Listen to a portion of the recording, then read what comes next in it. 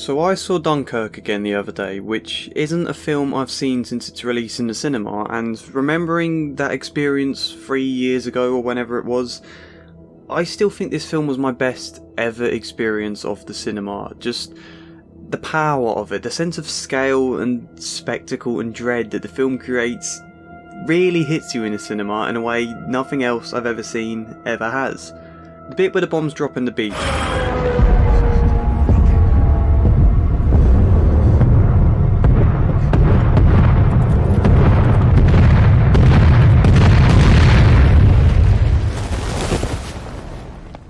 And in the dark with this giant screen and speakers all around, it did give me a very real sense of fear in a way no other war film ever has. I mean, Saving Private Ryan is iconic for that opening battle sequence, and Band of Brothers or The Pacific could really make your heart wrench at the tragedy and the horror of war.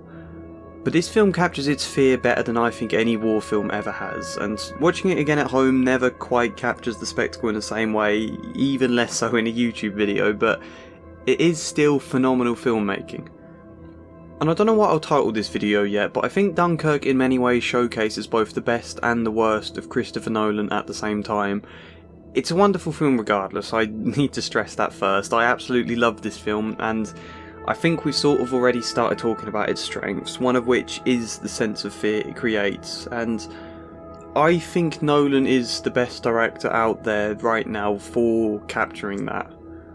All of his films have this very grand sense of spectacle that is suited to elevate a war film, and likewise Christopher Nolan is known for fast-paced, driving stories where a level of tension builds up and no time is wasted.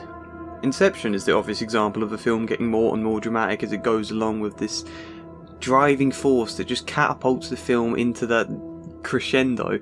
Dunkirk takes this driving force to another level though, because this is actually a film with very little plot, very little dialogue at all, very little character or anything. I mean, we know the setup. This is the Allied forces desperately trying to get off a beach before the Germans kill them. There's a pilot flying over the beach, there's some civilians taking their boat towards the beach, and there's soldiers trying to get off the beach. That's it. There's not like any exposition really needed, or plot twists, or anything but the visual events we see happening before us. It's just the terrifying fear of, will these characters get away or will they be killed? And the music, the effects, the fact there is so little dialogue or breathing space, and the camera very rarely, if ever, sits still in any shot. It's always slightly moving, as though nothing ever gets a moment's peace, and everything becomes increasingly kind of claustrophobic in a way, this anxiety-inducing tension that just has you gripped despite the fact you know nothing about any of these characters. That's quite unusual in film. And I really like as well that you barely ever get so much as a glimpse at the Germans. Nolan gives them this ever-looming, just out-of-sight sort of threat, like, you know, every good horror film does. Don't show the monster, not at least until quite far into the film, only ever show small glimpses because the uncertainty is so much more terrifying. And the opening of this film is one of my favourite openings to any film, because there's this eerie wind as these posters float down like premonitions of their doom, and we only see the soldiers' backs at first. They feel like dead men walking, and none of them speak, with nothing but this wind noise. The sound of their steps, or just putting a helmet on the floor and picking up a hose, are so much louder, they almost sound too loud, as though they fear any noise at all might give away their position. And then,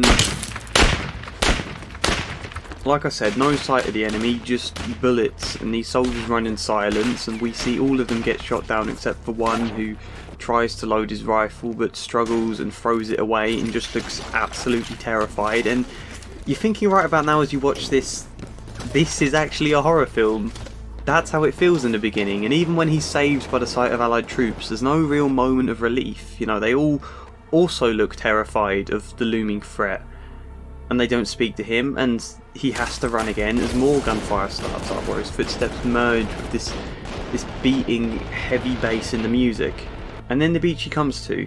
Again, no sense of relief or safety. In fact, it's even worse for how open and exposed it looks. These soldiers crowded up look tiny compared to the beach and the concrete around them, all of which is just one single bleak colour, which makes them and their standout colour seem even more isolated. And we can't hear any real noise from any of the soldiers. They're very muffled and it's mostly silence. There's just a total helplessness to all of it that does not let up across any of the film, and this is just the opening. And there's so many things we see happen in this film that just aren't focused on, like things a director would normally draw your attention to and say, look at this, reflect on that, isn't it emotional or meaningful or something, you know. Here Nolan deliberately denies us the chance to get to know the characters because there is no time or space for the soldiers themselves to get to know each other. The sense of threat and time running out is palpable in every minute of this film. So we see a man burying a body and we get a quick glance to tell us he stole the body's boots, but no comment is made on it at all, or not at least here. We see a man swimming out into sea, either to drown himself or to desperately attempt swimming back to England. We don't know which. It doesn't matter. There isn't time to think about it. We see God knows how many people die, or even more scarily hear them die,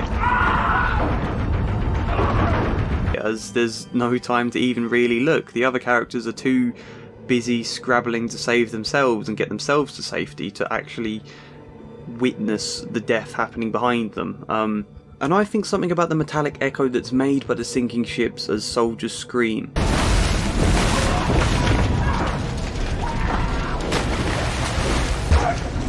Something about that metallic echo makes it so much more scary, and I don't know why, but look, so far this video has just been me passionately babbling about the wonder of this film without any real order or clarity to what I'm saying.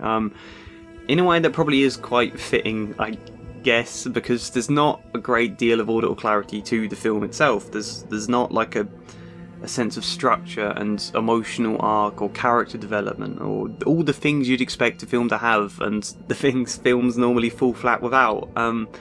It is very bold and innovative of the film to dare to do that, and yes, that would never normally work, but it worked fantastically here, and I think it shows us Nolan at his most Nolan. Because Christopher Nolan can have the tendency to not show us much depth or give us much time to connect to his characters. Not in all his films, obviously, but he tends often to be much more focused on the driving force of the plot rather than the characters, such as in Inception. It's only really Cobb and his relationship with Marl and his family, and sort of Fisher with his father, that has any real emotional weight in the film.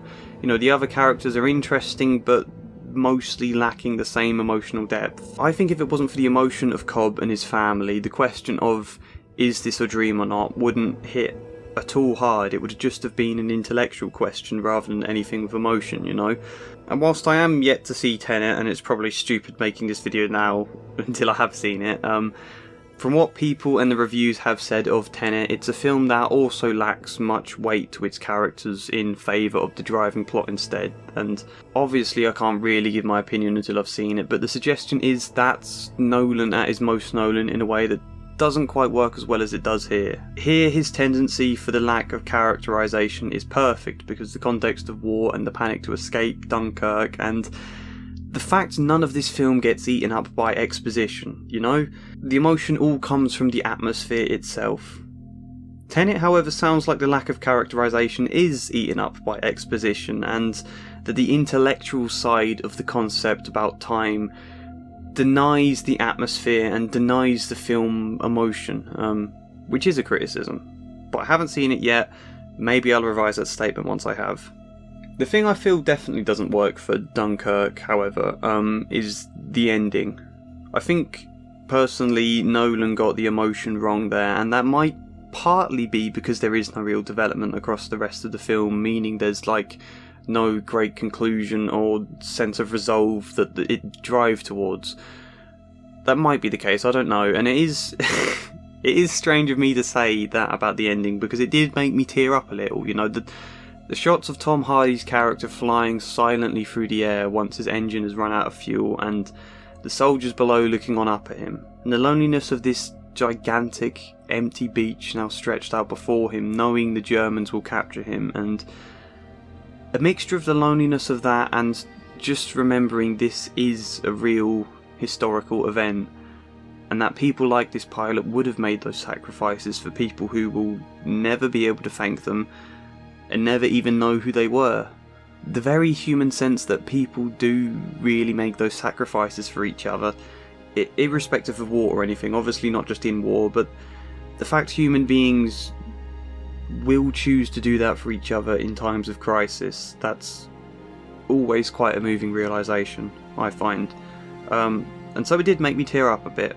But this is not the end of the film, and these moving shots of the pilot become spliced between other scenes that sort of detract from it, which are the shots of Kenneth Branagh staying on for the French and other Allied forces, these soldiers coming back on the train and being cheered, and the character George being named in the paper. Plot-wise, those moments are probably needed, but they're given too much focus, and the execution detracts from the emotion the end of this film, I think, needs. Two feelings, in my opinion. One is this sense of human sacrifice that the pilot gives us, and the other emotion we needed was relief, and that's not properly here, I don't think. We've had one of the most anxiety-inducing experiences possible in a film, where these characters just want to get back somewhere safe, back to English soil where they know they're okay, you know? Safety. That's what we need. Some outpouring of the relief to finally know they're okay again. Even if there's more battles to come and things in the future, that they do now have the exact moment of peace and breathing space that they've been denied the entirety of this film.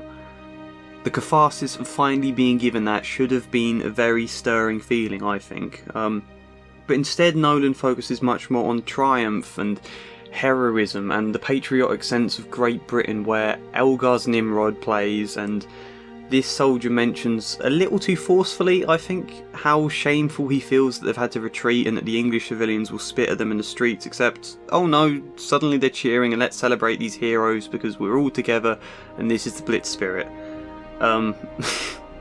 It's not to say there isn't any merit to that conclusion, I'm not saying that, but it's not as deep and kind of as primal an emotion, I think primal is the word, as the sense of relief and safety and just home, you know?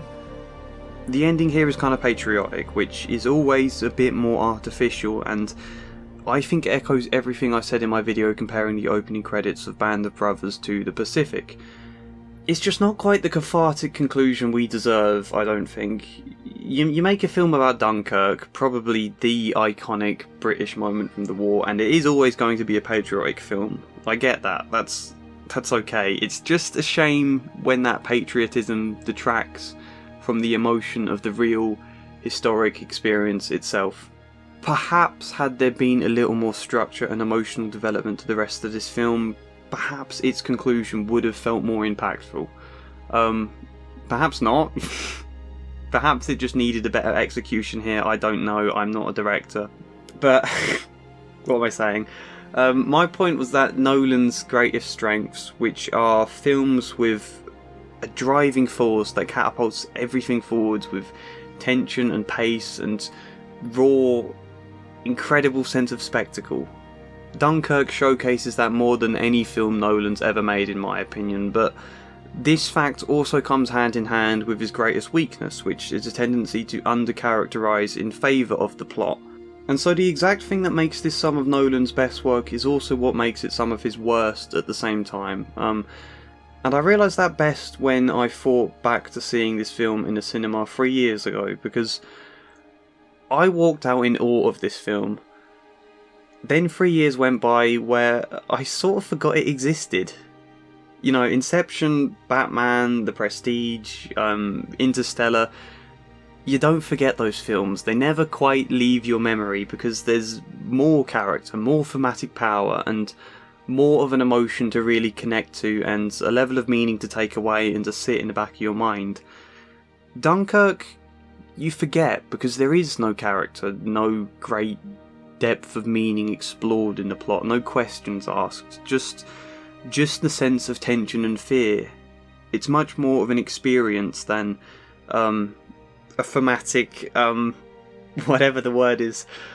we walk away from Dunkirk with our minds blown at one of the greatest cinematic experiences of all time, yet with very little to actually reflect upon, very little that sticks in your mind and you think about. So in that sense, yeah, I think what makes Dunkirk so powerful is also what makes it so forgettable. But if you disagree, let me know.